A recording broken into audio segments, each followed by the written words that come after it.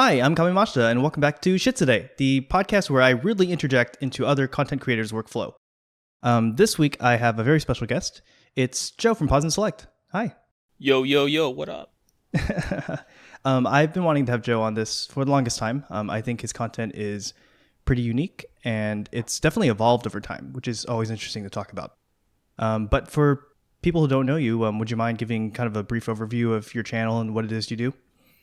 Yeah, sure. So my name's Joe. I run the channel Pause and Select. It's kind of like a gong show kind of a channel where things are constantly changing, and to most people, I am considered some sort of academic of anime and manga, which is very, very funny because that is not the kind of image I planned out for this channel, but. Yeah, it's if you ever think about like what is the most boring and dry kind of anime analysis I could get, well, look no further, baby. Now, just to go back a little bit, you actually came from the area of episode reviewers. Is that correct? Yeah, I came from anime live reactors. Anime live reactors. What is that like? So it was around like 2014, 2015, and it's kind of funny. It's a really small community, all things considered, because like most of the times when people are talking about like anime live reactors, they often think about the big ones like Anime Central or King of Lightning, like those kind of guys, right? Uzumaki Khan, like those kind of big names, but there's a sort of secondary community of like much smaller names. So like Anime Watcher, Roman, Koyotaji, they're it's a very small community, and it's a very tight-knit community in a lot of senses because they really only know each other. Unfortunately, the community has kind of died out now because of how YouTube has changed with regards to like its content. That is unfortunate. Yeah, it's funny because like in 2015, it was starting to die out because 2015 was when like they really started to hit very heavily with regards to things like AdSense and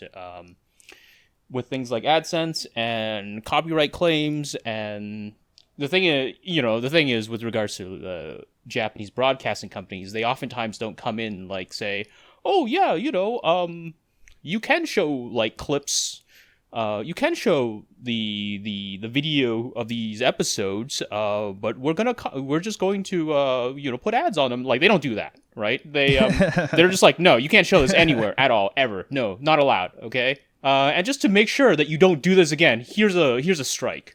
Okay.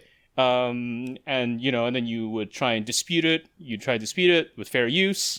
And they'd be all like, well, okay, first of all, I do not speak English, so this is not my problem.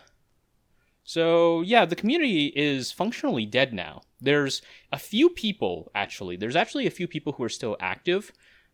Heavenly, for instance, right, is a really big name now. But he actually started off as Heavenly Controller, who was doing live reactions. And Uzumaki Khan doesn't do stuff now, but he used to be really active. But there are like personal reasons why he doesn't. And Anime Central, I think, has started to sort of slow down with regards to its content. But yeah, no, it's functionally a dead kind of content style now. I mean, what's really funny to me is that the most recent exposure I've had to any sort of live reviewer is just that that one tweet video that Super Eye Patch Wolf put out of like 10 different live watchers reacting to his analysis video. Oh yeah. I thought they all just pivoted to YouTube analysis. Anyway, I mean, so is part of this like a decline and this kind of fact that it's really hard to make it as an anime live reviewer the reason why you pivoted to more analytical content, or was that just a different reason entirely? So a lot of people who pivoted to, so the thing is, in general, a lot of people who started off as like anime live reactors actually pivoted to a lot more general content. Most of them sort of moved into like anime commentary or general commentary. So when you think about like sort of the bigger YouTube content creators that like grew pretty fast, So people like say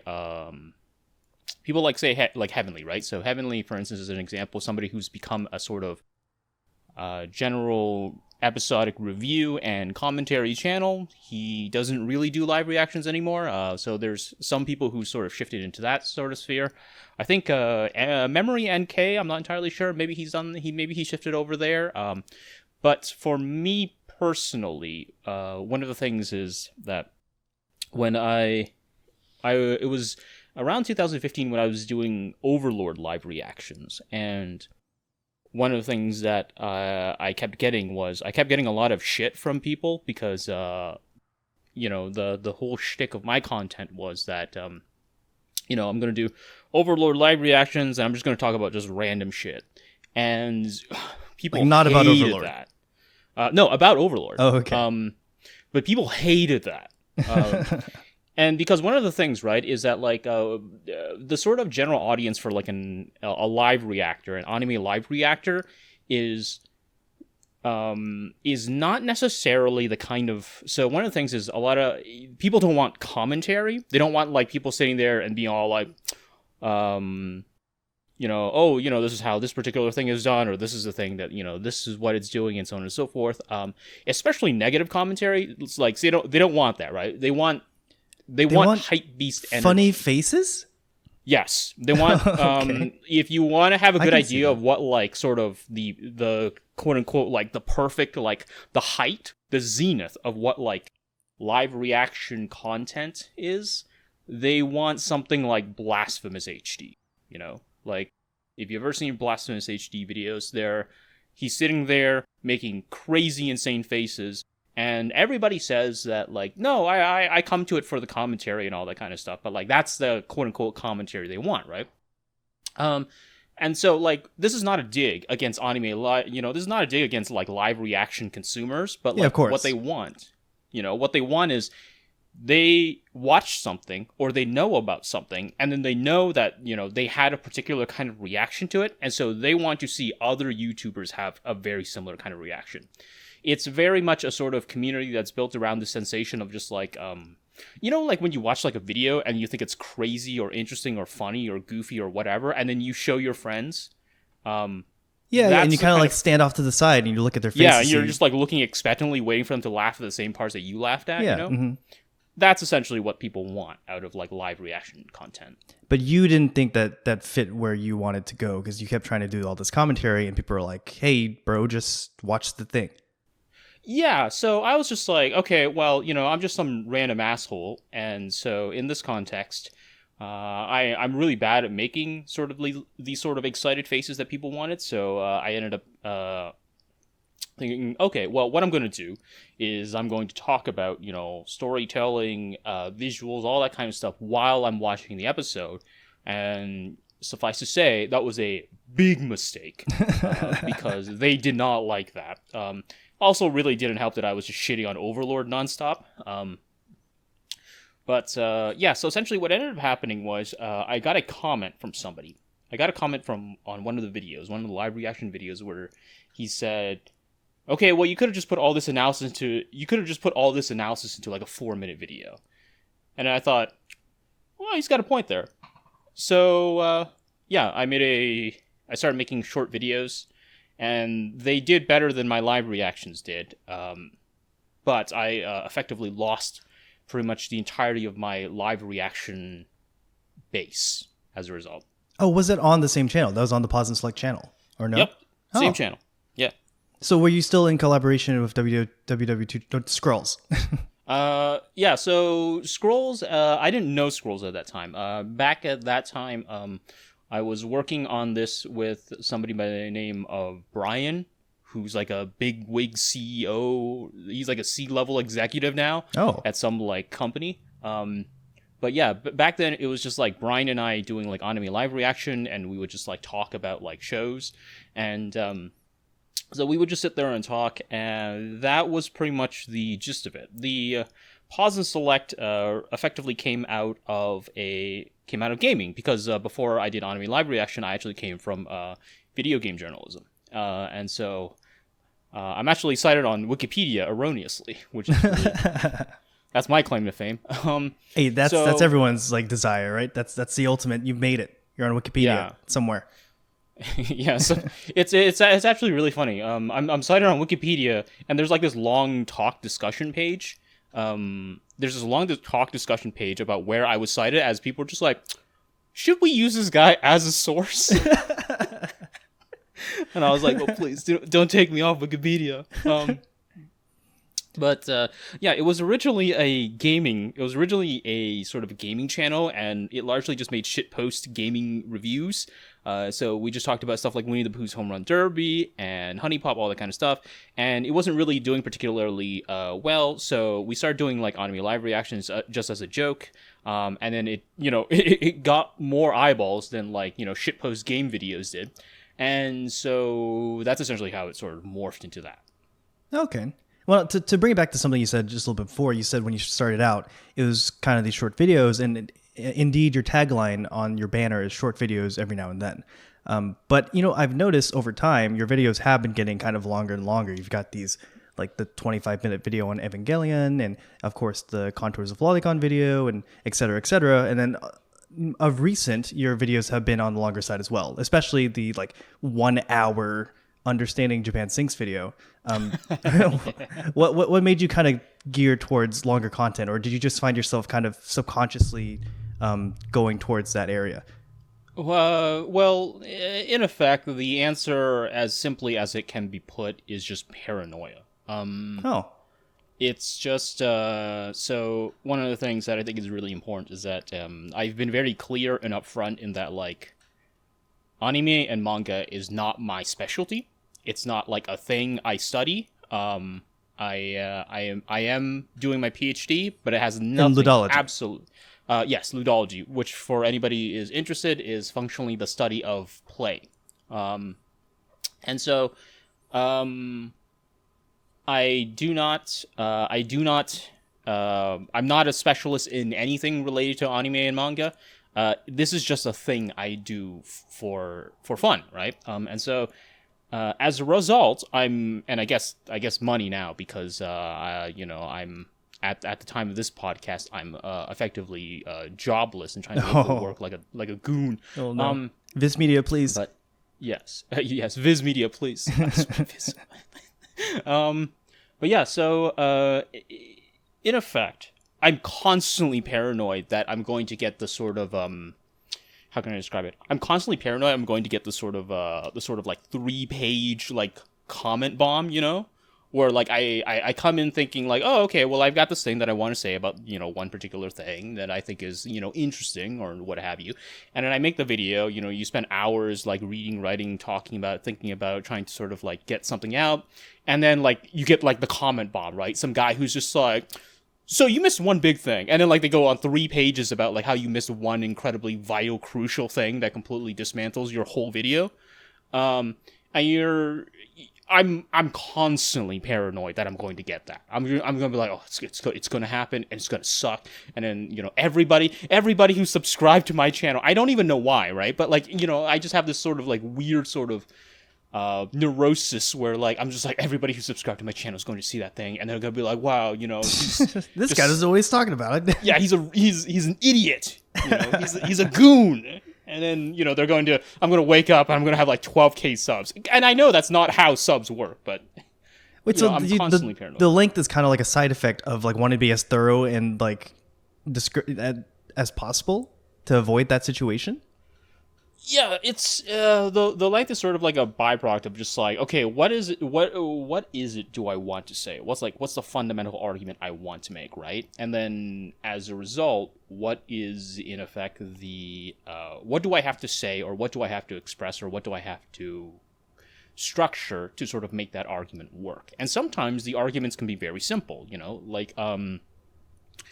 sometimes the arguments can be so simple that I can just sit down and be like, oh, okay, well, I can literally just talk about this for like 8 minutes, right? Like Tonikawa is a play on Junai, which was a sort of, it's pure love, which is a particular kind of genre that largely emerged out of the early 2000s, in the contemporary sense, and it's just playing with that. So like that's a very simple argument, and so as a result, it could lead to a very simple video. But then there's like then there's like the Japan Since 2020 video, which It has is like this historical context and yeah, it's this insanity mode of a show that nobody likes, and up to and including Yuasa and the whole Science Saru gang, literally saying like nobody understands it, etc., etc. And it has all of these references to all of these moments and events in not only Japanese sci-fi, disaster sci-fi, but also with regards to a lot of heavily debated topics with regards to post 311 Japan, that it itself is like even the Japanese kind of don't really know too much in a general sense. So it's just like it's all of these things where it's just like, oh my god. Like, how do I make an argument about that? And so, like, as a result, in that situation, I end up going, well, okay, well, I'm just going to throw everything I can to sort of, like, make the structure work. Okay, and I definitely see that. Now, to kind of piggyback off of that, you are very, and this is a really old, rehashed conversation that you've had multiple times in multiple different mediums, but you're very clear on multiple channels that you do not consider yourself an academic whatsoever, right? Mm-hmm. However, I mean, okay, I'm not going to sit here and tell you what you are and what you are not, right?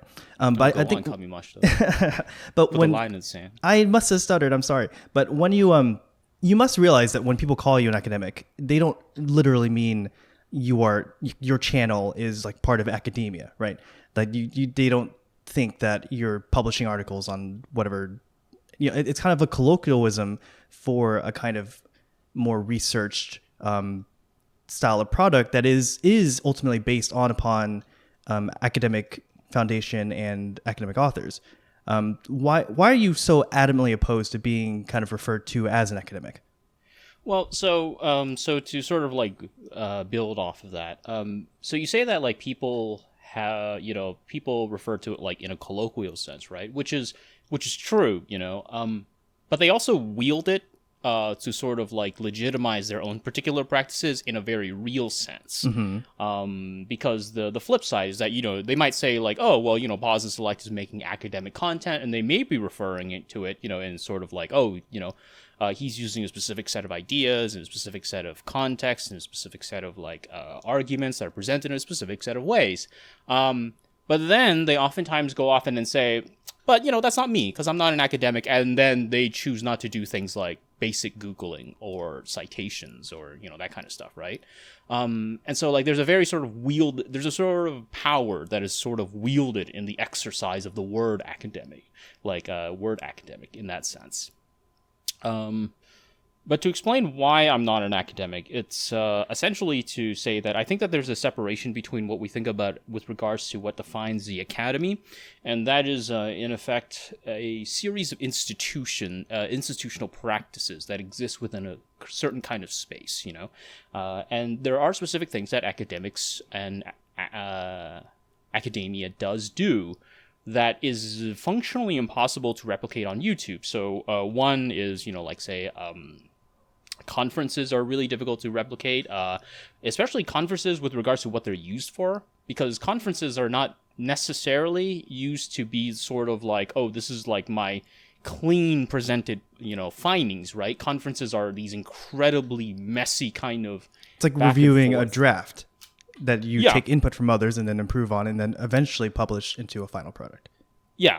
And so like we don't really have a system, or like we don't really have a sort of like set of practices, a sort of like subcultural set of practices in anitube that sort of facilitates that kind of thing. And there is no sort of there is no requirement. There is no requirement for citations. There's no lit review. Nobody does really like kind of like a lit review. So there's like a lot of things that like this space doesn't do, right? There's a lot of things that this space doesn't do that academia does do. And so like in that context, I think on a very basic level, it's not academia, it's not academia. It cannot become academia. But on another level, and on a sort of more basic level, I try to actively reject this idea of like being an academic or being seen as an academic, because I mentioned it before. But yeah, it's a sort of situation where oftentimes people will use the sort of like, well, the things that Pause Select does, the things that he does, or like the things that Joe does, that's academic stuff. That's academia. Those are the practices of the ivory tower, and I'm not a part of the ivory tower. I'm not part of academia, so I don't have to do those things. And I don't agree with that kind of position, because I don't believe that things like citing or, just even Googling before you like make a video or that kind of stuff, I don't believe that those are things that are unique to academia, nor should they be unique to academia. And the thing is that I've gotten that defense before. I've gotten people who have come out of the woodworks sort of say oh yeah, you may think that, this thing that I'm doing is wrong, but I'm not an academic. So, I mean, I'm just some guy. And I'm just like, well, I'm some guy too. As some guy, not as an academic, but as some guy, I have a very specific set of expectations and practices, that I associate with what I think is, fun or interesting or what have you content. So I try and use it as a sort of like, I reject it partly as a sort of rejection of the bulwark that comes thrown my way when people say why they don't do specific things. I can definitely understand that, and I've definitely heard you say that before in other areas. I don't know. To me specifically, I still think that if someone is saying, oh, I'm not an academic, therefore I don't have to do those things, I don't think that necessarily means that you yourself have to. Okay, so you made a video a very long time ago, a couple years ago, on your second channel, rehashing the exact same argument of why you're not an academic. It's something that has plagued you for a long time.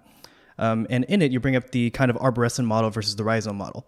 For people who don't know, the arborescent model is kind of like a tree with branching points, and there's a sort of inherent hierarchy in place. And you're trying to argue that you didn't really believe in the arborescent model because you didn't really believe one content was like, quote unquote, inherently better than the other. So that there's no hierarchy in place. It's a rhizome. But is more research content, more kind of nuanced content, not inherently better than content that is not? It's certainly different, and other content can be better in different ways. So like something can be more entertainment based, right? But just because something is entertainment based doesn't mean it has to be, say, factually incorrect or full of misinformation. So just wondering what you would think about that, because I think a lot of your pieces, all your videos, if you polish them up, I don't have a fundamental understanding of kind of Japanese media criticism and that kind of academic sense. But I think your videos are kind of a step above, say, like, you could refer to it like a popular science article, right? Like a pop science article is essentially a real journal article that's been kind of dumbed down for the layman. And I think your videos kind of sit in like a space in between there. What do you think about that opinion? I'm a little uneasy about that, right? Because I think fundamentally, at the end of the day, I think I am somebody of essentially very average intelligence, very average sort of.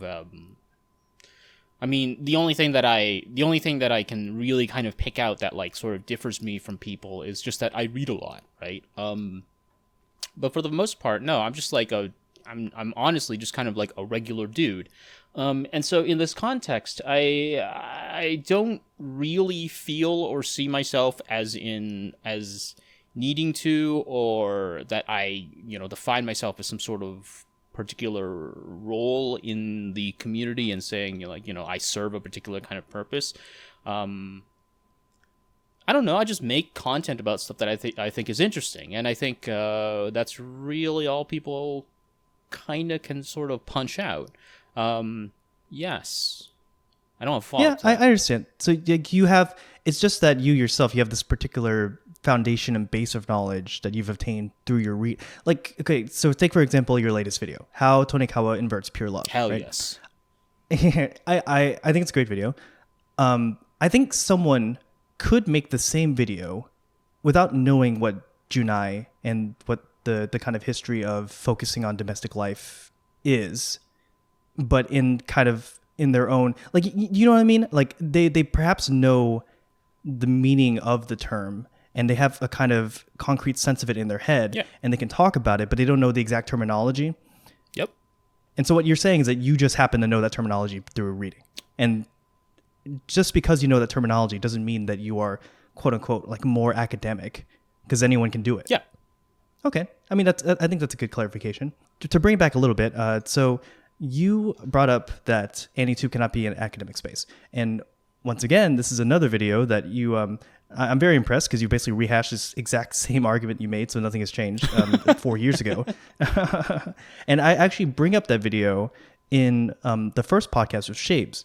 And the reason I bring it up is because you have some very good points in that video and what you just said about how there are certain things distinguishing anitube from academia. So there's no conferences, there's no peer review.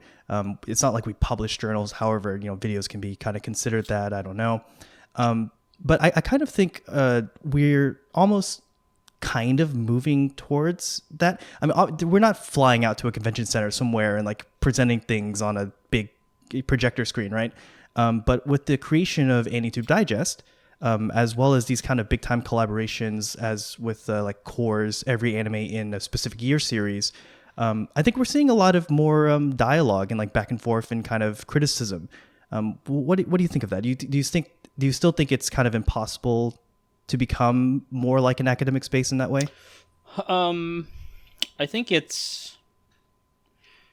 I don't think that's more academia. I think that's just the community being more active with regards to creating content with each other. That itself is not fundamentally academic. We can see it sort of, for instance, in sort of like zine publishing cultures. I think Anitube Digest is more like a kind of like a sort of like a subcultural like zine kind of format kind of thing. It's not really an academic kind of thing. We don't really have we don't really have, for instance, like say, like lit reviews, which are like really like one of the sort of really big sort of unshakable elements of sort of what we consider to be like academic publishing, right? Like if you write a thesis, you are going to have to do a lit review. You're going to have to say like, this is what other people have discussed about this thing. This is what I'm going to be bringing differently to the table. We don't have that. And we don't have any way to sort of implement that. So like any emergence of it is incidental unless, it's adopted as a sort of subcultural kind of thing. Now, to be clear, this does not necessarily mean that I believe that like Anitube is worse off because it's not doing more like academic stuff. Like that would be insane and very elitist. Like your whole point is that it doesn't have to be academic in the first place. Yeah, it does not have to be academic in the first place. And so like there's nothing fundamentally wrong with not adopting these kinds of practices. But yeah, I don't think it's become more academic, Okay. I mean, what do you think about Shaves and Anitube Digest in general? Because I don't know. I really like it. I think it's a really nice. Because I think we make all these videos and we get all these comments from people, but a lot of the comments are from people who, obviously are subscribers to your channel or like your channel and therefore are positive. And I think you very rarely get any sort of meaningful criticism. There was actually a long time ago, like a couple of years ago, there was this Twitter user called Mr. L, and he labeled himself the Anitube critic, and he would just like randomly talk about Anitube videos, mostly shonen videos, and talking about how like, oh, this is so wrong, blah, blah, blah, blah, blah. And I think he eventually just stopped because, he got a lot of negativity because he was very critical. But I think it's definitely valuable having someone there to kind of be that source of criticism and kind of motivation to improve. Yeah. So I think what Shapes is doing, right, with regards to Anitube Digest, I think what Shapes is doing is incredibly valuable because Shapes' feedback and critiques, right, they are largely constructive. They're largely constructive.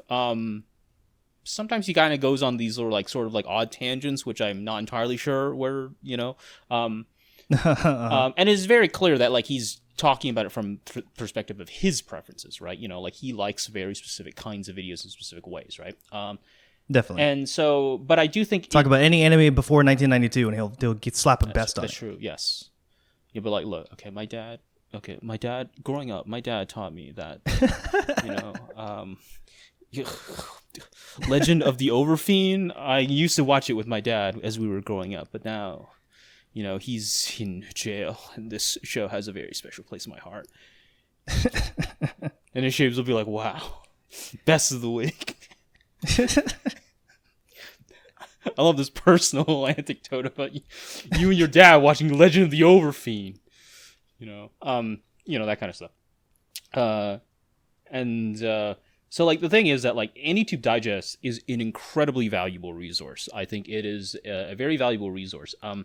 But it is not the same as a sort of academic critique, because an academic critique usually sort of more focuses on an academic critique oftentimes usually focuses on a very sort of involved criticism of exactly what a particular kind of piece of work might have in terms of its flaws. And that can be... And I think the problem here is that we can't really do that without sort of stepping on toes. Because oftentimes it will lead to some very serious conversations about like where one thinks a community should be going. It's a sort of like is-ought problem, right? Where it's just like, okay, well, if you see these sorts of like things that you're not particularly a fan of, like the answer will invariably come up with, okay, where do you think it should be going? And it is very difficult for that kind of discussion to really happen in the space of one, in a sort of like subcultural space like AniTube that effectively has very little sort of broad social shift, where you've got all these different people kind of doing all these different things. But two, also where it all exists on the algorithmic platform that is YouTube. So let's move on a little bit because we've talked a lot about kind of academia, and we spent a long time talking about shaves for some reason. So I've noticed that recently, if you take a look at your older videos and your new ones, they've definitely evolved over time. Your older videos, a lot of them tend to be focused on, say, basic clip selection in terms of editing, right? Yes. But more recently, you've definitely evolved. You've started incorporating kind of fancy animated manga panels. Yes, and glitzy. Even more recently, yes, very glitzy. And for anyone interested, Joe has a series describing exactly how he edits those, which is a great resource. But in addition to that, you've also started incorporating more traditional cinematography. That you've started appearing on screen and doing these kind of fancy camera effects, especially in the latest Tonikawa video. Mm-hmm. Why did you move towards this area? Did you just think it's more kind of creative expression, or? So to explain why I did the sort of like old clip selection kind of stuff, it was because I was editing on Windows Movie Maker. I started out this channel editing on Windows Movie Maker, and it's very unfortunate because my most popular video, which is morality in Jinro's intertext or something like that, it was edited in Windows Movie Maker. But I ended up moving towards more videography content, or sort of having myself on camera a little bit more, for two primary reasons. The first one, and I think the more important one, is sometimes there's stuff that you kind of want to talk about, but you don't really have any particular kind of footage or anything to really just have with it, Sometimes there's like moments where like there isn't really footage, or there really isn't it won't necessarily be helped by like putting graphics in or anything like that. And so in this context, just adding in sort of anime clips would just effectively not really help for anything. I try to use clips that I think might serve as interesting examples or might look good. But sometimes there are things that you have nothing to really add in that particular moment, and it's kind of easier just to sort of like move to, just talking about it in a specific way. Just having yourself on camera talk about it. The second reason is that it does kind of help with the intelligibility of your video when you are on camera and just talking. It feels like a really weird thing. It sounds like a really weird thing, but when it's just you on camera and when it's just you speaking into a camera, as if you're trying to like talk to a camera instead of, so one of the things, right, is that like when I'm talking into the camera, half of the time it's like a script, and then a lot of the other times it's just like me sort of adding stuff on, or like me making specific comments, and then that sort of just gets smashed together into a video. If it's me off camera, then essentially what I would do is I would just sit down and I would just read off of a script. And I think forcing myself to be on camera sort of also starts to force me into this position where I have to be clear with exactly what it is I want to say. So people who have watched my more recent videos, they might start noticing, for instance, that I like to start saying stuff like, okay, so why is this important? Or like, okay, in effect, this means, or by which I mean, or what this means is. And those sort of interjections are the byproduct of me being on camera, because I realize that, if I'm on camera and then I say, such and such and such and such for like, 4 lines, and then I say, okay, well, hold on, wait a minute. The person who's listening to this particular kind of video, they might start conking out, and so I might say, okay, well, let's summarize this, or let's clarify this, and then we can sort of move on from there. And I think it's working, because I've gotten a lot more comments from people who are just like, wow, your videos are not just garbled nonsense anymore. Interesting. I mean, that's definitely really interesting, and I think you're making me really want to incorporate more kind of that style of content into my own videos as well. I've definitely noticed, because I mainly stay off camera, but I do have a couple videos where I briefly come onto camera or do like a little skit or something, right? And it's so like infinitely easier to edit, because you're not doing the whole 15-minute clip thing, and you're not trying to find something relevant. Yeah. You're just showing what you filmed, which is great. Were you camera shy at all? Like, did you not want to appear on camera for any reason, or were you just like, I'll do this? No. Like, I know on your second channel you've shown vlogs of yourself pretty fine so far. So yeah, I don't have any problems with like being on camera, primarily because I'm used to sort of like I'm talking about academia, right? I'm used to sort of like conference presentation style. So in effect, it was kind of just like switching over from one particular kind of presentation style to another, and just like tweaking it. So yeah, it's yeah, no, I didn't really have any problems. That's good. In addition to the whole appearing on camera thing, and then the more like inclusion of traditional cinematography, you also have changed your thumbnails. You had a very kind of theme to everything. It's a very black and white kind of. But then you've started switching it up. Why is that? Is it just try to increase clickability, or? So there were effectively like 2 reasons, right? The first reason was because I thought, okay, well, I should get back into drawing, because I haven't drawn in a while, so I need to get back into drawing. So the thumbnails have been a really useful way for me to start drawing again. But the second reason is well, I guess there are 3 reasons. The second reason is because I'm thinking like, okay, well, I should give something back to my patrons, and drawing thumbnails and then just uploading them in like their native resolution, which I think is like 4K.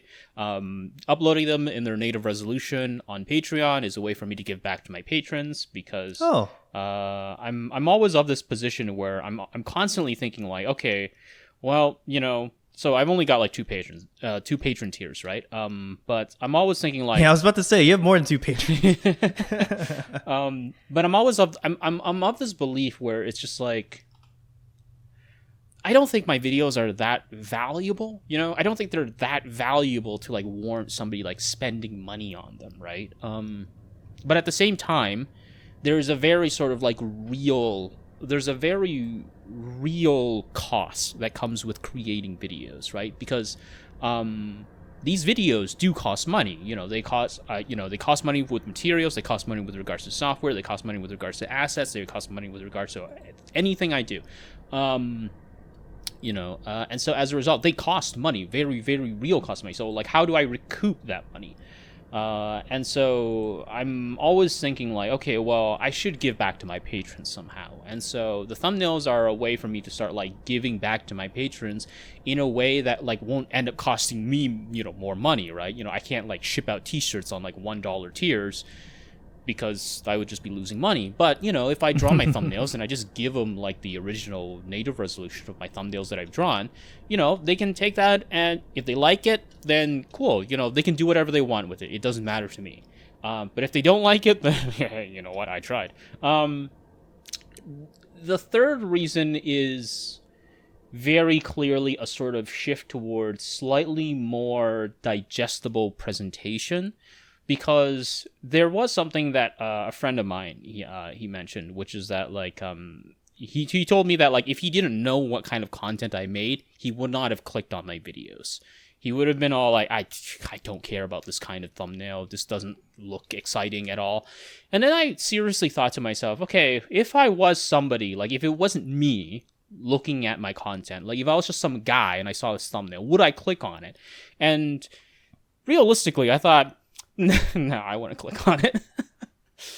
So the thumbnails were a way to sort of like, for me to sort of shift into a different kind of thumbnail style. So, it just seemed like a way for me to like kill multiple birds with one stone. But now to talk about that shift, I mean, so you talk about shifting to a different kind of style where one is more likely to click and like know what the video is about. But you don't, if you wanted to, you could go all fully clickbait. And since you have no problem with showing yourself on camera, you could, stick your face on the thumbnail with a big surprise expression and circle a random hot anime girl. Do you have a kind of like fundamental opposition to that? What do you think about playing the YouTube game and like trying to appease the algorithm? I have absolutely no problem with playing the YouTube game. Well, okay. I'm talking about on a moral sense, right? I have no problem with playing the YouTube algorithm game. I have no problems with people trying to play the YouTube algorithm game, etc., all that kind of stuff. So, yeah, I have no problems with that. There are functionally two reasons why I don't do that. The first one here is, as I said, I wanted to give something to my patrons, and thumbnails, that I've drawn seem to be a way I can do that. But the second one is there's a sort of fear associated with that, which is that, like, I don't want to be the guy who, like, makes clickbait content and then fails at it, Oh, okay, I get it. Uh-huh. You know what I mean? Where it's just like, yeah, it's just like, cause if I'm just doing the kind of content that I'm doing now, and I'm not growing, right? I'm just like, I can sort of, I have like the coward's way out, which is like, well, of course I'm not growing because I'm not making clickbait content. But if I do, and I fail, then I'm just like, oh fuck, I'm really bad at this. I want to have an out. I mean, in my own opinion, which it may be worth whatever it's worth. Your videos don't lend itself to clickbaity. I mean, you could restructure your videos, but I mean, how do you make Tony Kawa inverts pure love into clickbait, right? I mean, I guess like how Tony Kawa redefines the romance genre, or at the end of the day, I know the way I approach it personally is just I've always tried to make my thumbnails and my titles evocative, like emotional, but I've never kind of considered them clickbait. I kind of consider them I kind of split clickbait into two different styles, right? There's clickbait, and then there's clickbait and switch, right? So what I consider clickbait and switch is like, this video is going to be deleted in 10 minutes. I spill my guts out in this most emotional confession ever, right? And then like the video stays up like a year after and it's nothing in it, right? So this is a video that made you think it was a certain thing, so you click on it, but then the actual content is something else. what I try to do is so I've got a video that says that's called "Things Fall Apart in Little Witch Academia," right? On the surface, it's kind of, you could interpret it as a criticism, right? Oh my God, Little Witch Academia is terrible. It all falls apart. It doesn't make sense. But the video is actually a discussion of the literal book called "Things Fall Apart" by Chinua Achebe and how it relates to Little Witch Academia. And I don't know. I think you could consider that clickbait and switch, but I do think it's kind of fundamentally different. But that's just a little bit of how I approach things. At the end of the day, whatever works. It's just, exactly right. I mean, everyone's channel is different. It's also one of those like weird things where it's just like I don't upload videos that often, and so I feel like I try to present a video as sort of like a more sort of like holistic package, so like, when a video comes up, you got some sort of goon thumbnail to go with it. Yeah, I mean, that makes sense to me. All right, to move on, let's see. While we're on the topic of kind of trying to gain viewership and do things that kind of make things more clickable, and let me know if you don't want to talk about this. You made a video on your second channel a little bit of a while back now, and it was a little real. It was a little like you were kind of in a different headspace, and you were kind of voicing the inner thoughts that I think a lot of us smaller content creators who have been at it for a while have, and you basically verbalize that you kind of consider your channel a failure because it's been so many years and you're still at this amount of subscribers. The growth is not really there. The views aren't really there. I mean, now that you're like in a different state of mind, presumably, I mean, do you still feel this way? Do you have any kind of concrete plans on increasing your viewership, or you're just going to keep doing what you do? I'm in effect still in the state of mind, right? Okay. I'm not as... So it wasn't just like a moment of weakness thing. It was like it's like a steady state. Yes, it's sort of I think it can be described as a sort of emotional tumor in a way, right? Where it is constantly festering. It is constantly festering, and one of the so I mentioned on my I don't know if I mentioned on my second channel. I don't know. But like I've been grappling with depression for a very long time, and sort of it's one of those like really weird things where like it's very difficult to sort of like express, but like where like the fundamental common sense of like how you think about something like warps itself, where it sort of it gnaws at you in a particular kind of way. And yeah, and I still believe in what I said. I still believe in what I said, in that like my channel is a failure. And there has been effectively nothing that's emerged to change my opinion on that. There's nothing that's happened, or there's nothing that's happened with the channel to change my opinion on that. But that doesn't mean I'm going to like stop, it doesn't mean I'm going to like give up and I'm not going to make any content anymore, and so on and so forth.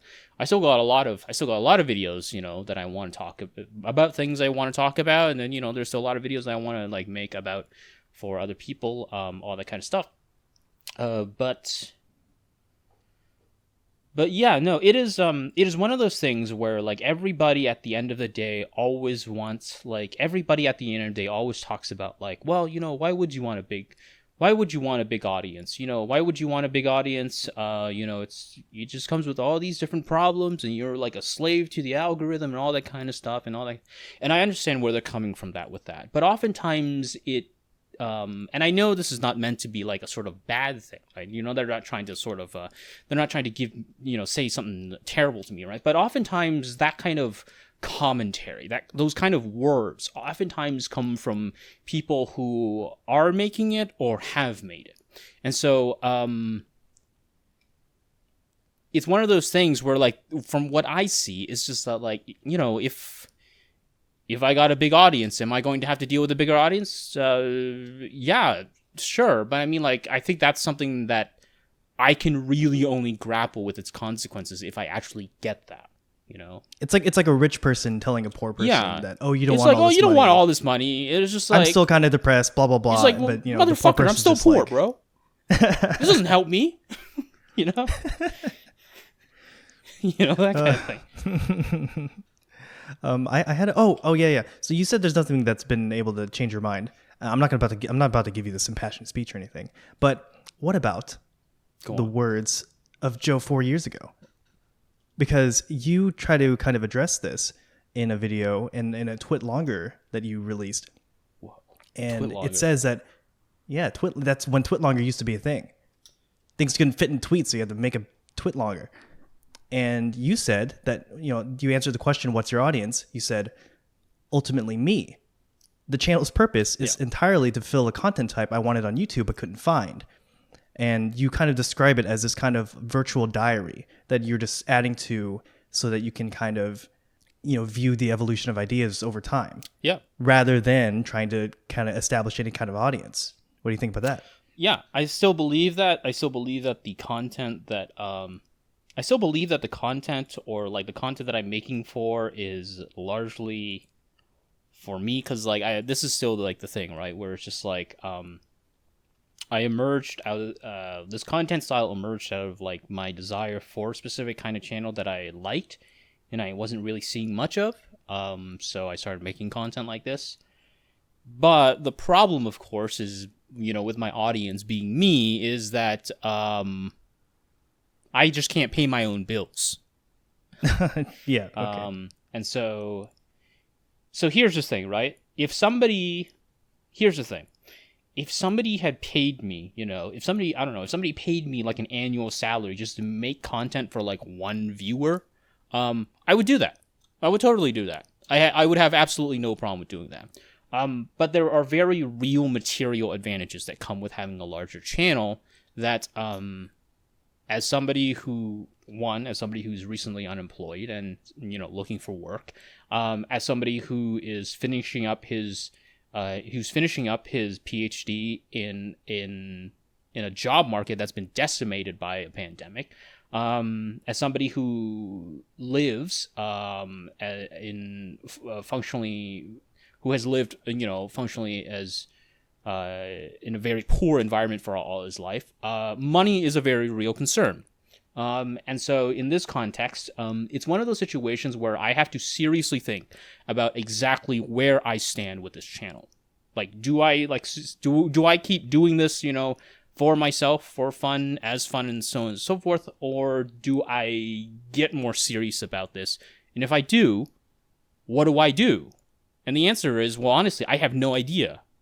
I'm at a sort of weird crossroads, but I do know, at the very least, that regardless of what decision I go with, I'm just not hitting the growth metrics whereupon I actually can start seriously thinking about this, Like, if my channel started blowing up, I could be all like, oh, okay, well, I have to seriously think about where I want to go with this. What do I want to do? What do I want to be with this? But I don't even have that option. There is no fork in the road, because no fork in the road has thus presented itself, because, I'm not at that space. And the thing is, at the end of the day, I've been at this for 5 years. If it hasn't shown up now, then what do I do?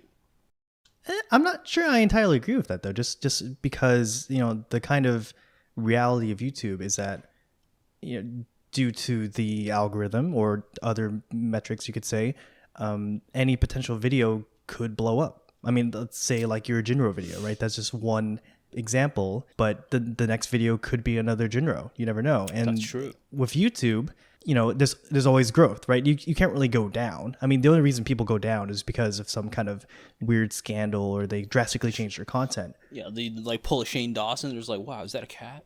Yeah, exactly, right. I guess the other side of the coin is that it has been 5 years, and that's quite a long time to grow so slowly. But I don't know. I think the blow up potential is still there. Yeah. I just think the main problem with that, right, is that like I'm in a position where I can't wait for that blow up to happen, because like I gotta find work, like so it's like I can't be like, bro, I'm gonna blow up, I'm gonna blow up eventually, right? And I know a lot of people probably listening to this will be like, oh my god, this guy just keeps complaining. And so I do want to apologize to your audience. Please do not edit this out. I do want to apologize to your audience. No, that's what they're here for, really. Like, this whole series is basically just a bunch of people complaining. Oh, okay. Okay, cool, awesome. But yeah, that's one of the major, that's sort of like one of the realities that I have to like constantly keep in mind, right? You know, I can't just I can't just be all like, oh, I'm going to ship out to, I'm going to try and make it in Broadway, because I've never had that option. I never have that option. So it's one of those situations where it's just like, yes, I could blow up. I could. I don't know. I could.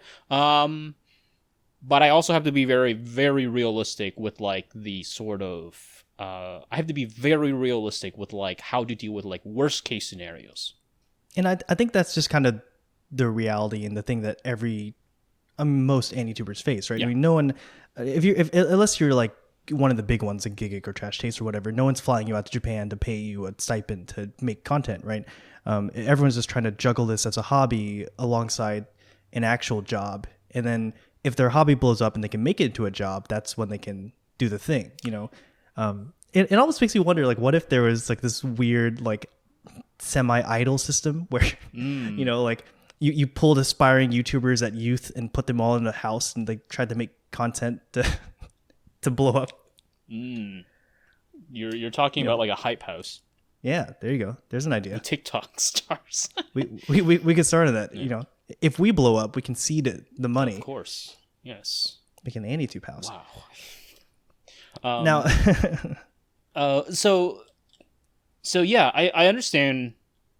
I understand where you're coming from this. The only thing that I would mention, and perhaps I'm being a little too egotistical here, but I like to believe that I spend more hours on each video than the average anituber.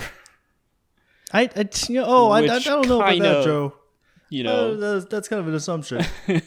I'm just saying, it's a sort of a situation where like the cost benefit ratio is very skewed in terms of time, That does make sense. Where it's like, cause like there's something weird. I'm gonna use the word weird. There's something weird about sitting and reading, translating, and editing for like, I don't know, say like 80 hours or so on a video, and then it gets like 5K views. There's something, it does something to you. If I just like threw a video up and I was just like, yeah, Anita Sarkeesian, I cannot believe it. More feminist SJW stuff. And it gets like 6K views, right? On some level I could reason it by being like, okay, well, I just posted up random ass thoughts on the tubes, and then that would be it. But there's something off-putting about investing so much time into something and then like it doesn't blow up, or it doesn't like get. I keep using the word blow up as if I'm expecting like something's going to blow up. I mean, like, I have 30,000 subs, and my videos are averaging around 2,000 to 6,000 views. So that's expected though. Like, you can expect on average 10% of your sub base in views. Yeah, but I'm not even seeing like a particular kind of like view growth. It's just been like the same. So it's just like, all right, okay, I call that crowd, the boys, right? Of course, I'm proud of the boys for checking out the video. But yeah, it is. I'm proud to be a boy. Yeah, thank you. It is very weird. It's a very weird feeling, having that happen. Okay, like almost that you're like making content for like these specific people that keep returning and keep showing themselves in the comments every single video. Well, I'm not making content with like them in mind, right? Like I said, I'm really still just making content. I'm really still just making content for me because I am the only audience member I understand. So that's why like all of the jokes are incredibly roundabout and very idiosyncratic. That's why it's just done the way it is. But it is nice that there is a regular squad that keeps coming in. No, for sure. And I kind of have the same thing, and my comment sections are always filled with familiar faces that I've seen really for years, and it's always really nice to see them again and again. Yeah. While we're talking about the content, is there any particular method you say you have a lot of videos in the pipeline? Do you have any sort of methodology for deciding what to cover? Or I kind of have this little, like, basically a notepad document, and anytime a random thing comes to mind, I just write it down, and then later I kind of peruse through them and try to see if anyone could, if I'm feeling any particular video at the current moment, and then try to like flesh it out into an actual video. What is your kind of process when it comes to that? Essentially, I just determine what video I work on based upon what I believe is what needs my immediate attention most. And what defines immediate attention will be determined by the context that surrounds it. So the next video, for instance, I don't know if it's out before or after this podcast episode going up. But the next video, for instance, is about Attack on Titan and the 4-act structure. So Kishou Tenketsu, right? Very classic. It's kind of like the Japanese version of denouement and blah blah blah, all that. It's a little bit different, but yeah. Because like the Japanese do have their own kind of like other structure, which is johyaku,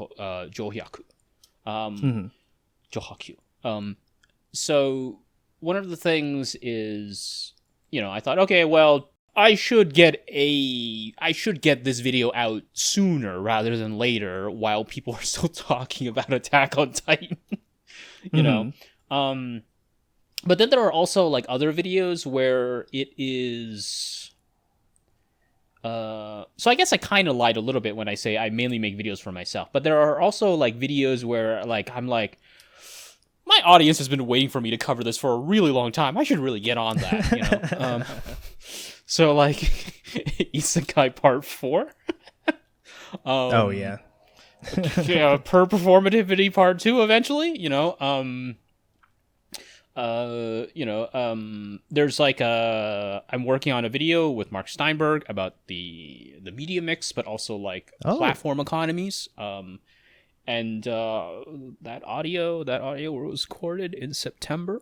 So like that kind of stuff, right? Where it's just like, I gotta get on my ass. I gotta get off my ass and actually get these things out, right?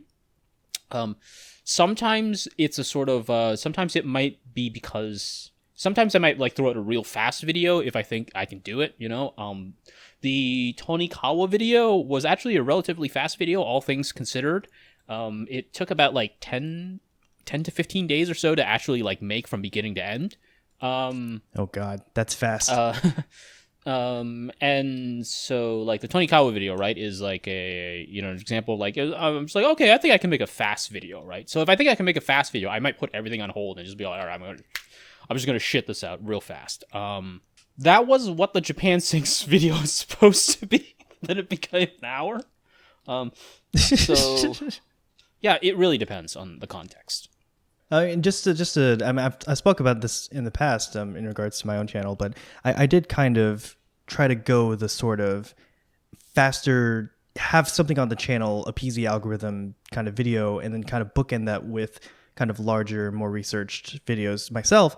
However, what I found out is that, I don't know, it's such a crapshoot on which actually becomes popular or blows up, whatever, right? So I intended for, say, I made a video on Steins Gate when that was like a long time ago, and I was like, oh, this is going to be really good, and it didn't go anywhere. And then my next video on New Game, which is like a 4-minute video talking about like how I like these characters, that one blew up and it got like my first 400 upvotes on Reddit and all that. So over time I just started making whatever I really wanted, and all the videos, every single video that I made in intention of it trying to like jump on a trend. So I made an Attack on Titan video, I made a My Hero Academia video. None of those do well at all. And yet my most popular videos are, the more recent one is Nausicaa. It gets like thousands of views a day. Nausicaa came out ages ago, and I guess people still really want to see stuff about it. So I don't know. I now I just make whatever I really feel like. However, I don't know. I'm still guilty of jumping on bandwagons every now and then.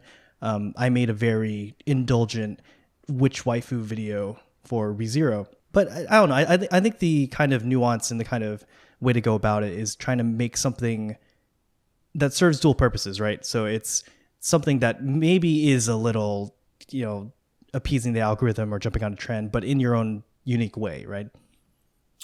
Yeah, and I think it's like, I think the challenge really emerges when like you legitimately do want to talk about all of these things, where it's just like, well, maybe you do want to talk about like, say, like New Game and Nausicaa, or like New Game, Nausicaa, Steins Gate, etc. But it's just like, I should probably do the Steins Gate one while it's relevant, Exactly. It's like a choice, and that's one of the beauty of Mother's Basement, because I think he actually just honestly wants to talk about all these shows that just happen to be in the mainstream. Yeah.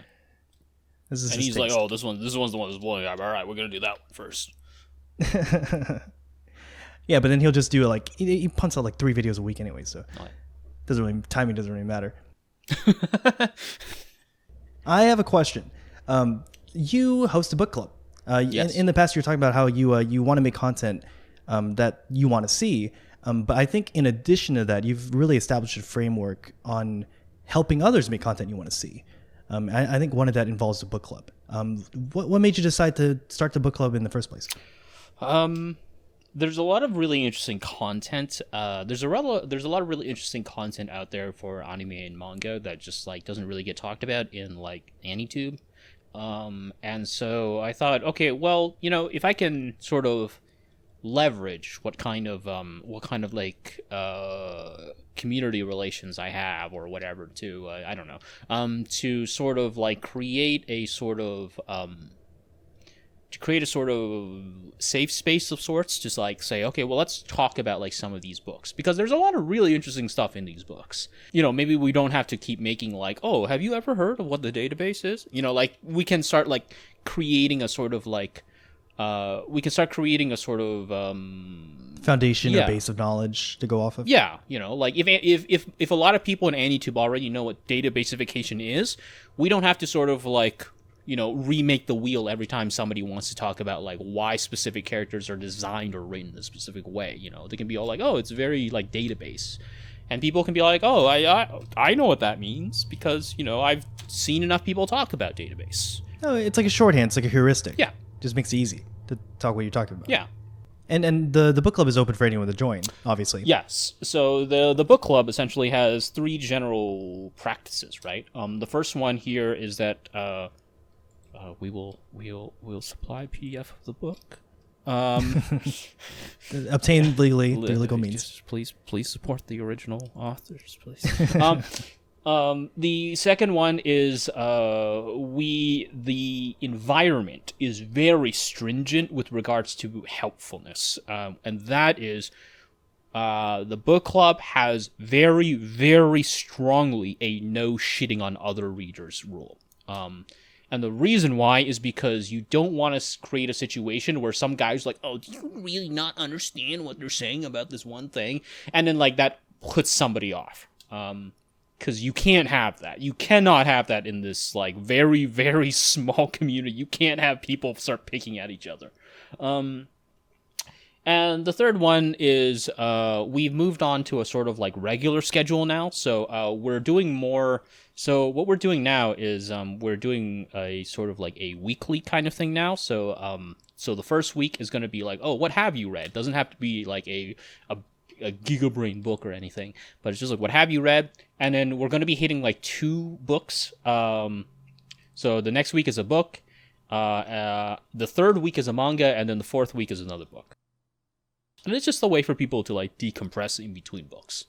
Yeah, and I think that's really nice. I mean, I think trying to, read this book after another book after another book, it can be really exhausting. So, yeah, really smart idea. Yeah, and I mean, just to tell everyone, I was part of a book club episode. I was on Otaku Fandom Unbound. It's a very fun time. Very unfortunate I've been able to join in on another one, but hopefully that changes in the future. And yeah, I'll include the link to the server in the comments if you want to join. Yes. To warn people, to be very clear, one, that's not my server. I don't own the server. So if anything happens in there, you can't blame me for it, technically speaking. And 2, Two, outside of like the book club and like very specific channels, that server can get pretty mean.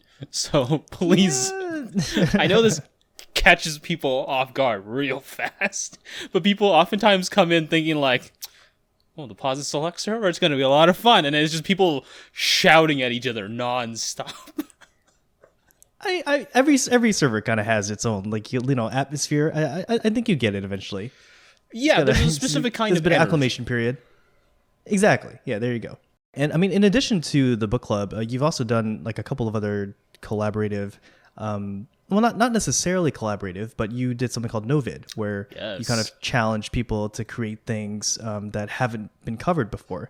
Now, obviously, I think that's an amazing idea. It's kind of gives more light and more coverage to things that maybe may or may not deserve it. It's just interesting stuff. Why would you want to watch another video on Naruto? I mean, not that those aren't valuable, but seeing something different is always kind of cool. What made you decide to start Novid, and what do you think about that kind of thing in general? Because there's been other things like Novid in the past, so kind of like anitube anthology, and again, Core's every anime reviewed in a specific year. Yeah, so Novid emerged, so I was talking to Gil from Gil Lies Here, about my please video. So I made a video about twins. Like please twins and please teacher. And Please Twins and Please Teacher is one of those entries, is one of those shows that I think are incredibly interesting and very, very clever and pretty important with regards to the study of like anime in general, but it's effectively not discussed because there's a sort of like gap, right? There's a sort of like gap in the sort of subcultural discussion on anitube, right? Not a lot of people really talk about like that, like the Please series. In fact, not a lot of people talk about like the early 2000s anime in general, right? Like everybody talks about Your Name, but nobody really talks about like how like Makoto Shinkai's most influential work is arguably Voices of a Distant Star. And so like in that context, right? I thought, okay, well, so I made this video on Please Teacher, Please Twins, right? Which it's one of those videos where it's like it's very dear to me, it's very close to me. I absolutely love the show. I think it's fascinating. Video didn't do too well, but hey, you know what? Whatever. It's one of those situations where I sort of had this understanding where it's just like, well, there's a show that I really value, that I really like, that I think is really fascinating, that's got a lot of information about it, that came at a very particular time, that is incredibly formative, but not a lot of people have actually talked about it. And so I thought to myself, well, how many people, like how many shows out there are like that, right? Like how many shows out there are just not discussed because, it doesn't fall into that sort of like that registry gap. But of course, I didn't think about it in that like eloquently of a fashion. I was just like, bro, where the fuck is nobody watching my Please video? Like that's what the conversation realistically was framed as. And I was talking to Gil, and this is relevant because like Gil had also recently released a video, which was at the time the Densha Otoko video, right? And Midori. Yeah, is that the Midori Days one? Midori Days, yeah. And he was talking about in the context of like Densha Otoko, right? Which to anybody who's not entirely sure, Densha Otoko was originally a story that came out on 2chan, which then got turned into a lot of other shorts, and then it became a TV series, and it became a movie, it became a manga, all that kind of stuff. It is probably, without a doubt, it is probably the most influential single piece of Japanese media that anitube does not talk about. Like so much of the early to mid 2000s has been fundamentally shaped by Densho Otoko and like some of the consequences it effectively has, right? And so you think to yourself, okay, well, nobody's talked about it. And then, Gil finds sort of like Midori Days as a kind of interesting potentially incidental answer to some of the messages that emerge out of Densho Otoko, right? And so, like, you think about it, it's like, holy shit, okay, well, yeah, that's a really interesting set of, like, arguments you have here. And then you think to yourself, well, okay, what if you set up a situation where people, could talk about stuff that they cared about. They don't have to like it, they could hate it, but they have to care about it. But the only catch is that it has to be something that's never been talked about in anitube. In a sort of like review analysis kind of way. And so, as a result, that's how Novid came about. So it was partly a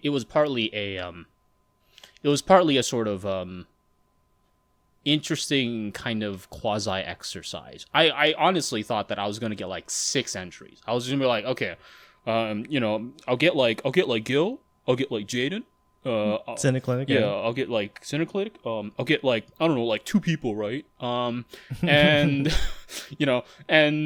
yeah, let's see. I think I could trick Shaves into making one, like that kind of thing, right? So like that's what I thought was going to happen, and it became like 30 entries, or I don't remember. It was crazy. It was something insane, and I was just like, oh. The live stream of you reacting to them is like 7 hours. Yeah, or something insane like that. I was like, oh my god, I have to watch all of these. It was also a sort of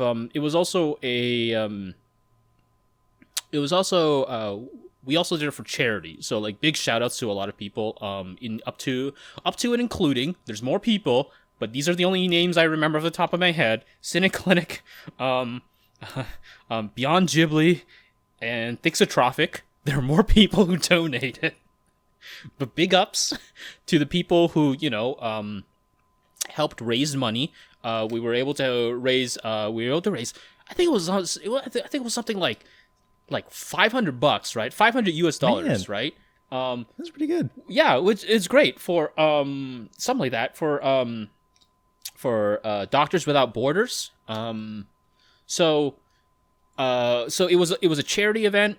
Trying to have more videos about things that people haven't talked about, but also at the same time, it's a charity event, so some I assume Sudanese children out there have vaccines thanks to some guy's video on like Bonbonzai, like that's directly correlated. Yeah, exactly. And so like it, yeah, like that's the general thing. It was literally just to try and like do like a fun community thing and like make videos about something that people cared about, but like just did not have a video, And there were some really interesting takes out there, and like there were some really interesting entries that I really thought there would have been an entry, but there just wasn't. I mean, given the popularity and the success, do you think this is like a one-off thing, or do you think something like Novid is likely to come in the future? Or? I do want to do Novid again, right?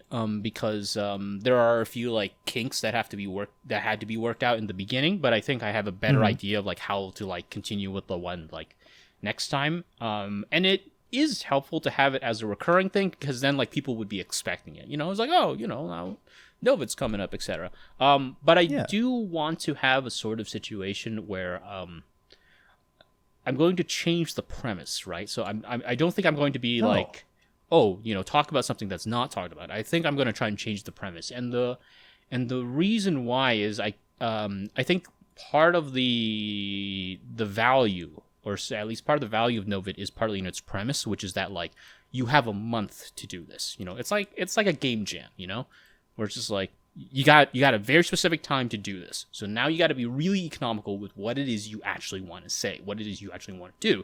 Because if every single year it is like talk about something that no one's talked about, I don't want to run into a situation where some guy's like, yeah, here's my Novid submission, and it's like a 4-hour long breakdown of like some show. I've been working on it since I've been working on it since the last Novid, and it's like, come on, bro, I don't want to watch 4 hours of this. Please.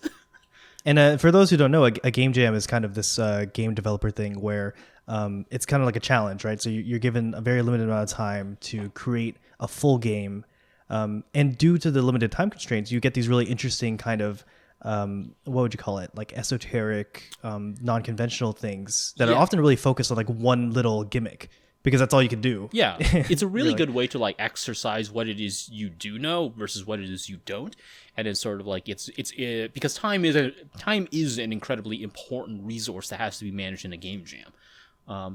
Watch it fly by when the pendulum swings. Yeah, and I think like I want to have that for Novid as well, right? You know, like you got a month. This is you've got a month and only a month. This is the premise. And once again, it's going to be done for charity again. I don't know if I'm going to get a sponsor. I don't know if I'm going to be able to get a sponsor next time, but yeah, I'm even surprised it got a sponsor this time. No, I mean that's great. I really love that actually. And you have to imagine that a lot of the people who entered Novid is probably their first video, right? Yes, it was. A lot of people. So to be clear, some of them were people who already know my channel, and so just like, yeah, we'll give it a shot. But yeah, a lot of people for a lot of people, it was their first like video, or it was like their second video. The main thing was that like they were just starting out. And so like Novid really gave them a lot of Novid kind of gave them a way to sort of like create videos, but also sort of allow me to leverage my platform to be all like, hey, this is what like this is what like some new content is looking like. Like these could be like new content creators. These are some of the ideas they have, and these are some of the things they value. Yeah, I didn't see it that way. That's really cool. Yeah, that's why I have the 6-hour stream like unlisted on. That's why I have the 6-hour stream public on my channel, despite the fact that it's probably killing my algorithm. I don't know. It's got 2.5K views. That's pretty good. I think it's the only Especially video I have that has hours. 100% like ratio. On that note of kind of new creators, you've been at this for, like you said, about 5 years, and while you don't personally consider yourself successful, I think it is undisputable that you are often lauded at or considered high quality. You wouldn't disagree with that, right? Like the general public perception of the Pause and Select channel. I think if you look at tier lists, it's always like Joe tier, Pause and Select tier, S tier, yeah, and then everyone else. It is really weird. It is really weird that people have this perception of my content in that way, because like I can't watch my own content. Like, really? Okay. Yeah, like that's interesting. Like, I feel conceited because I often just like marathon through my own content just to, for fun. You just like sit back, you're just like hands behind your head, you're just like, yeah, that was a good point there, Kamimashita. I honestly do that. You work out to your own content, you're just like, wow, this analysis is so compelling. No, I can't do that. I recently started doing like a Patreon podcast, right, where like I look at like where like I run through my own content, where like I talk about like the production process and like why I do specific things. And I've only done one episode because like a lot of it was just me like, yeah, I should have done this differently. And so I was just like, sorry, what was your question? I completely forgot. Well, so the reason I brought up this kind of perception of your content is just because, do you have any advice for people who are starting out and kind of look up to you as a channel and yeah, just want to make more content that maybe not necessarily in a similar vein, but just content in general? Okay. Well, I have theoretical advice, and I also have like sort of like more on the ground practical advice. So what? I think both are valuable. Yeah. Okay. I would say the theoretical advice. The theoretical advice is to effectively make content you care about. And I know this sounds like a sort of one of those like dumb platitudes, right? But you really do have to care about this kind of stuff to like make videos on the regular for it. Like it can be a slog sometimes. You do have to care about what it is you're doing. the second, I think people often misunderstand like just how it takes me personally, and I'm not very good, and I don't do anything other than clip selection. It takes me about 5 to 8 hours to edit a video, like a 10-minute video. yeah, And it's not doing anything fancy at all. So I can't imagine how long you take.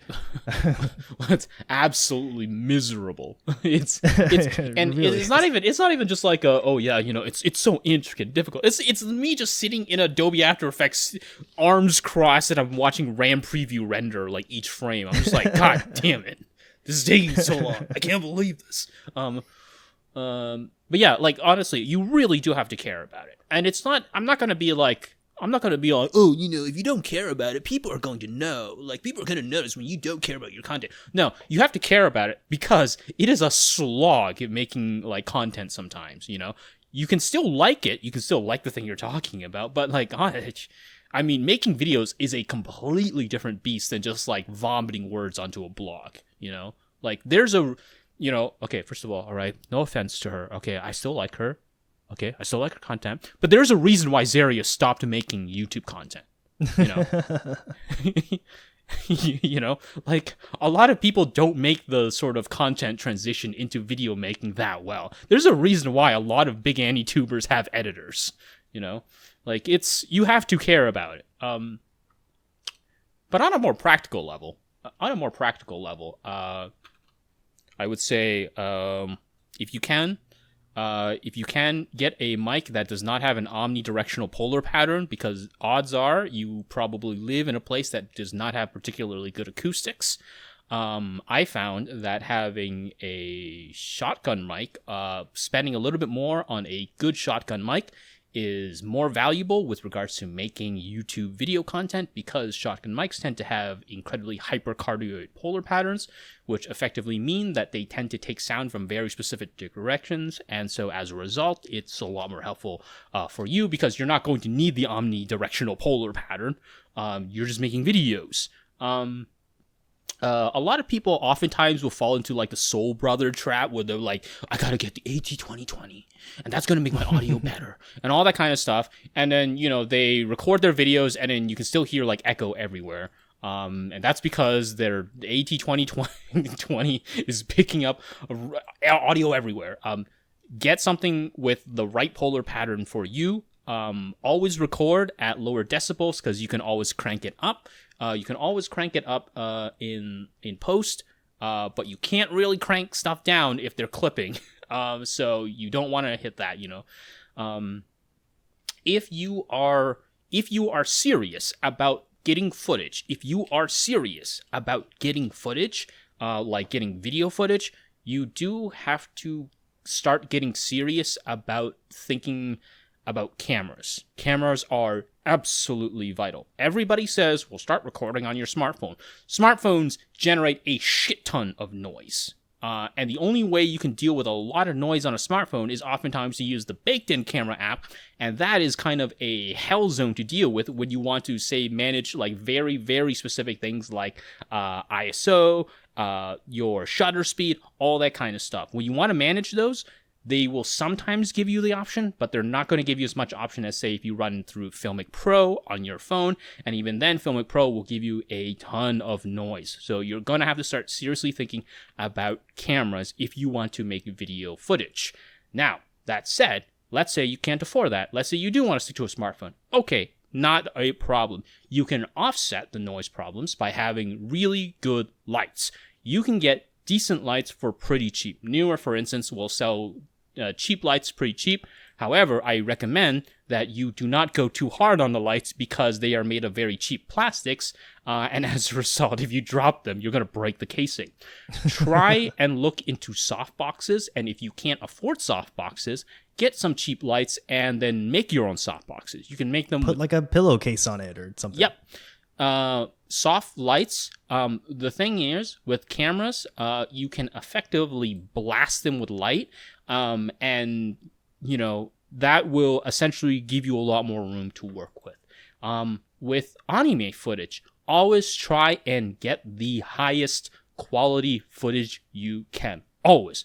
Always. Everybody thinks, well, I think I can get away with 720p. No, they're going to see it. They're going to see it because you're going to get the 720p footage, and then what's going to happen is you're going to handbrake it, and then it's going to get like encoded. It's going to essentially get encoded into some sort of jank format, and it's going to get uploaded to YouTube, and the YouTube's going to compress that with their Faustian bitrate compression formula. So try and get the highest you can. If you cannot get particularly high footage, then you have to effectively think about creative workarounds with when you're dealing with footage. Sometimes you can just get away with like really like low quality footage. You know, sometimes, you know, if it's a show from like the 60s or something, and like that's the only thing that you can find, you know, people are going to understand it. But good footage is really valuable. If you are editing, I strongly recommend, especially if you're using a lot of clips, to not handbrake your footage into the H.264 codec, because that's going to put a lot more strain on your CPU than you think. Especially if you're just starting out. So I assume if you're just starting out, you're not going to have a rig that's particularly built for editing. H.264 is a good final compression format when people are just watching videos, but it's not a good editing format because it has to constantly decompress the codec. So I would strongly recommend you use. So I use I use Media Encoder, but I use just like sort of standard like Adobe like HD and UHD formats. Yeah, but they're not H.264. I don't remember exactly what they are. But yeah, keep in mind with that regards to thing. Learn how to use proxies if you're running into technical issues. Proxies are going to be incredibly helpful because at the end of the day, you know, you can run out of space, but man, it is a slog. It is a slog trying to edit a 23.376 FPS kind of video, and then you're editing it one frame at a time. Like, oh my god. If you are doing animations, always, not always, but oftentimes you might want to consider using posterized time. Posterized time is an effect in Adobe Premiere, and it's also in After Effects, and what it's going to do is it's going to effectively cut up your frame rates to whatever it is you want. Most of the times when you're making videos, it's going to be either in 23.976, or it's going to be in 24, or it's going to be in 29 or 30 FPS. Oftentimes, you are going to see anime footage in something like, say, 12 to 16. And so you might want to posterize your animations into 12 to 16 so it matches up with the sort of feel and energy that you're going to see in a lot of anime footage. This is a good opportunity. For someone who wants to incorporate more video, or potentially in the future, would you recommend? I was just thinking of getting this like a GoPro. A GoPro. I didn't want to get like a Sony like ZV-1 or something like an $800 camera. I just wanted something that I could use for videos, but also for like my own purposes, you know? Okay. A GoPro can work. I don't know too much about a GoPro, to be entirely honest. One of the main strengths that comes with cameras is the ability to swap lenses. Because once you've got the camera body, you're really going to hold onto the camera for a really long time. And like a lot of the problems that you might run into can largely oftentimes be fixed with lenses, you know, like things like distortion, bokeh, depth of field, light, how much light, sort of like some of the settings. You can fix a lot of that with like the proper lens types. The main downside, of course, of a GoPro is that you can't swap lenses, so you're kind of stuck with whatever it gives you. Now, it can compensate that, I believe, with a lot of software, but the main problem is that sometimes you're going to be in a situation where you need like a very specific kind of look that can't be like done without like significant amount of work in post, right? So. Okay, so it's like an investment, and then it's heavily modular, so you can get exactly the kind of shot that you want. Yeah, it is also really important that there's a lot of camera gear that I know that you can use like adapters to like suit a GoPro for, right? But there is a lot of camera gear out there that is very helpful. Like getting sliders, getting like particular sliders, getting specific focus racks, all that kind of stuff. Like you can sort of, not focus racks, focus wheels, that kind of stuff. Like those can really help with regards to what kind of content you want to make. A lot of that does have adapters for, a lot of it, GoPros have adapters for, but like, it's a very specific kind of thing, Yeah. I also don't know if GoPros have this setting, so maybe you'll know. But one thing I would recommend is to get an understanding of exactly what kind of footage it will record. Because every camera has its own kind of color science. And what you want as boring and as neutral of a color palette as possible. So the reason why that's important is because the way that computers sort of handle color and video footage is that if you have incredibly boring and like lackluster and like muted sort of like, not muted, but like sort of like insanely boring colors in your raw footage, all of that can be sort of lifted in post. Color grading. Yes, exactly. This is incredibly important. This is very, very, very important because it is much, much more difficult to tone down a saturated color in post and have it look nice than to take a muted color and bump it up. And if you want to hear more about this, Linus Tech Tips has a great video on color grading and with real life examples of how they could have improved their video with better color grading that they've had since adopted. Yeah. Yeah. So I don't know what kind of settings GoPros would have for that.